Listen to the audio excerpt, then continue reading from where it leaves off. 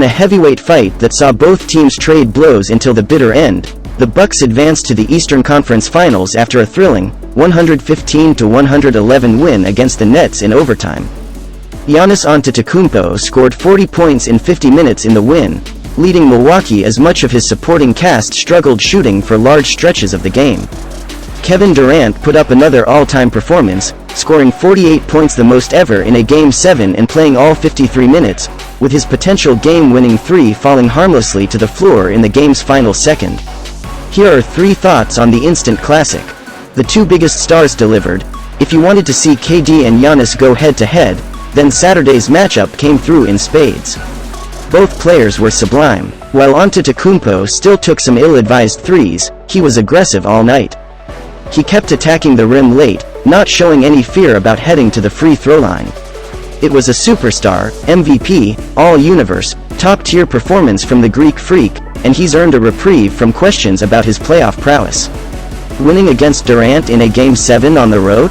That's beyond big time. And somehow, Durant may have been better.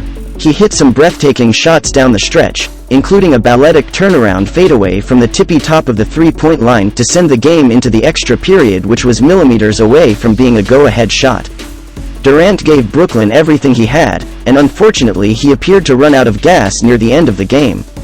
KD missed a couple looks late, including a contested three that could have won it all, but his effort was unassailable. The numbers Durant put up in this series against a great team, with his hobbled supporting cast, playing in his first postseason since his Achilles tear, is why the sport of basketball is incredible. KD has mastered his craft, and it was inspiring to watch. The margins were super thin. The Bucks won this game, but only barely. Whichever team ended up losing was going to be devastated because of the razor's edge difference between these two clubs. Milwaukee survived Saturday despite wildly subpar shooting nights from Chris Middleton and Drew Holiday, poor offense and even worse defensive rebounding in overtime, as well as PJ Tucker fouling out. The Nets were right there despite an inefficient night from a slowed-down James Harden. The Beard scored 22 and was a perfect 10 of 10 from the line, but he hit only 5 of 17 shots from the field, and missed 10 of his 12 three-point attempts. It's hard to say one of these teams is better than the other. The injuries in this series are also the obvious elephant in the room, and Game 7 was especially illustrative in how close these teams were to each other. Unfortunately for Brooklyn, it will be stuck with the what-ifs until next season. What if Kyrie Irving played? What if Durant's foot wasn't on the line? Those million tiny moments are what make Game 7 so captivating.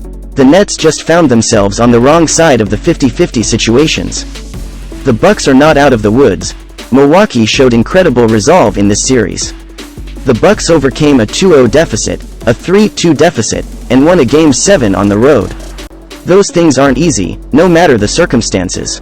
A healthy Kevin Durant hadn't been knocked out of the playoffs since 2016.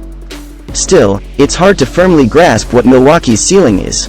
It took every ounce of energy for the Bucks to knock out a seriously hampered Nets team who were missing Irving for the last half of the series, while Harden was clearly hobbled for the last 3 games. The expectations are still very high for Giannis and co., and the weirdness of this postseason is setting up a unique opportunity for the Bucks to win the finals. But all of the remaining teams in both conferences could provide unique challenges to Milwaukee. Earth never sleeps. Subscribe to our channel and stay updated. Thank you for watching.